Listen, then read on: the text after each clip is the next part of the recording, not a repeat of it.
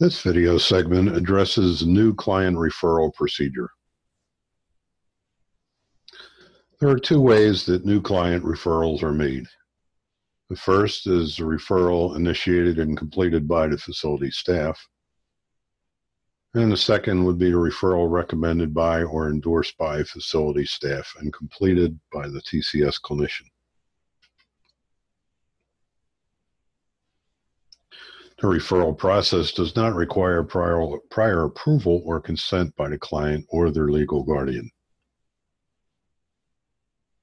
It provides for review of the prospective client's insurance or payer status by the TCS intake coordinator and a subsequent determination of the client's financial liability, if any.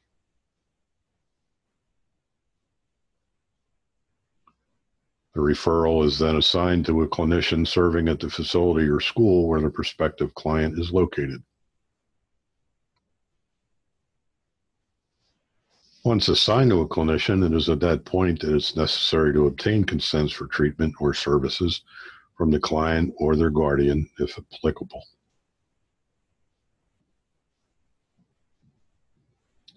The consent process is covered in a separate video presentation entitled Consent Process, and you're encouraged to view that video for understanding of how consent for services is handled. In order to begin the referral process, it's necessary that you or facility staff, if they are completing the referral, access the referral packet paperwork. Note that the referral packet does include the consent forms, which are reviewed in the consent process video.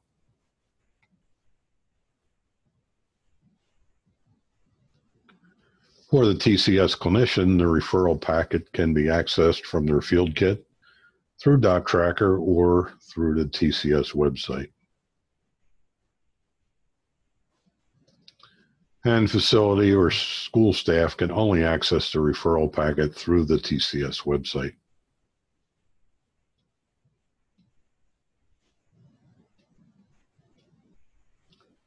You may need to walk the staff person through the procedure on how to access the referral documents.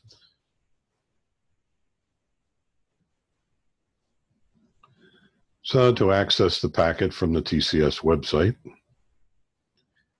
either Google search the Counseling Source Incorporated or use a different preferred search engine and open the home page or use this link as shown on the screen.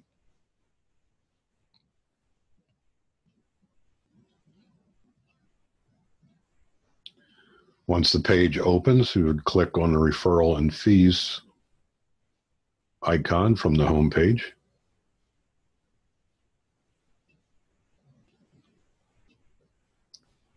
And then click the indicated text for accessing the referral forms.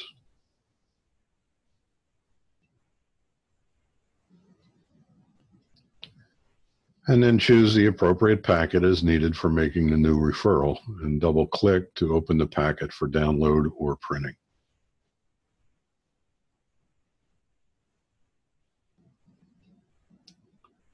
If you're working in schools, be certain to select the correct packet for a child, noting that there is a specific packet for children in the Middletown schools, which is located just north of Cincinnati. The referral form, titled Fax Referral Sheet / Phone Intake Form, is the same for all school systems. However, the consent forms are unique for the Middletown schools.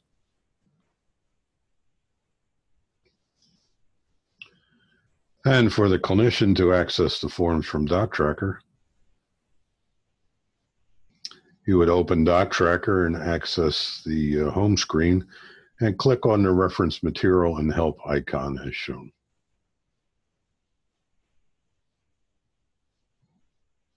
Select the Referral Packets tab. And again, select the appropriate referral packet for your needs and double-click on it to open the packet.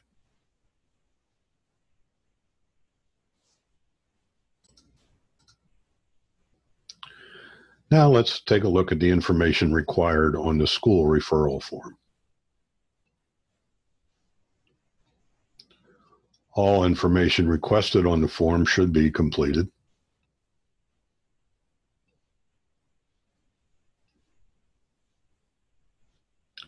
The information requested is fairly straightforward with a couple of exceptions.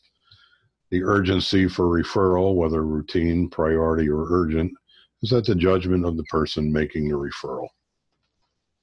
So if you're asked to fill this out, you need to find out what the status of that client is or prospective client is, and how urgent it is that they be seen.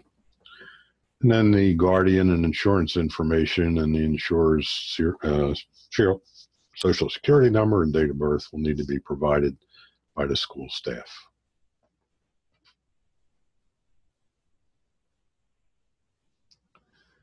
And the name and title of the person making the referral is typically a staff member, even if it's requested that a referral be completed and submitted by you, the clinician.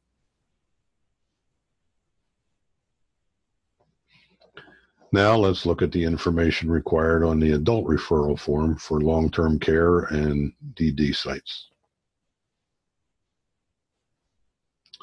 Again, all information requested on the form should be completed.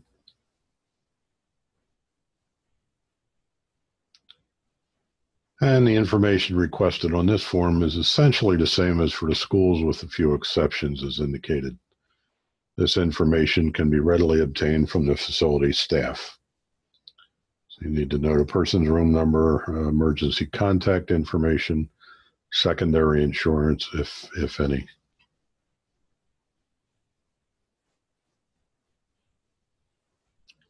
And again, the name and title of the person making the referral is typically a facility staff member, even when it's requested that the referral be completed and submitted by you, the clinician.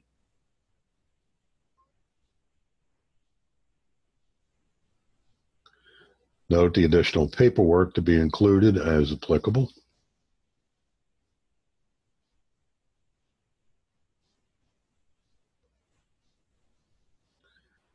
And then once the form is completed, it should be faxed to the TCS office, to the intake coordinator, with the TCS cover sheet to one of the fax numbers at the top of the referral form.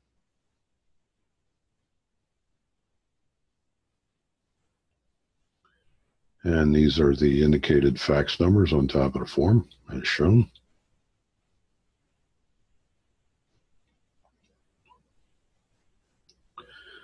Note that the TCS fax form is available in your employee kit or from the employee resources section of the TCS website.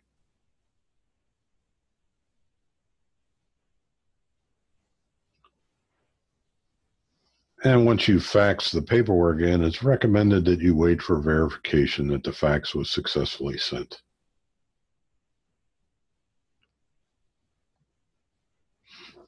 If the referral is urgent or needs to be processed immediately, follow up with a phone call to the TCS intake coordinator to be certain that the fax was received and can be processed in a timely manner.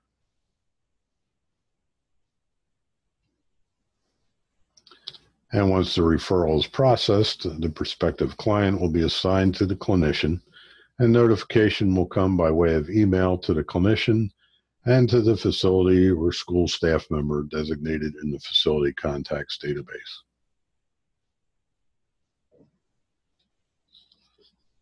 Note that it's the responsibility of the clinician to keep the database for the facilities or schools that you serve up to date with any staff changes.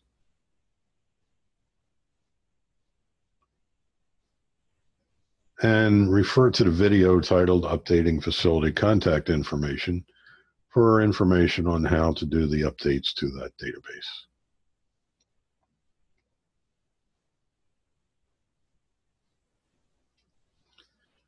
After assignment of the prospective client to the clinician, it will be necessary to complete the consent process with the prospective client or their guardian before seeing the client for the assessment session.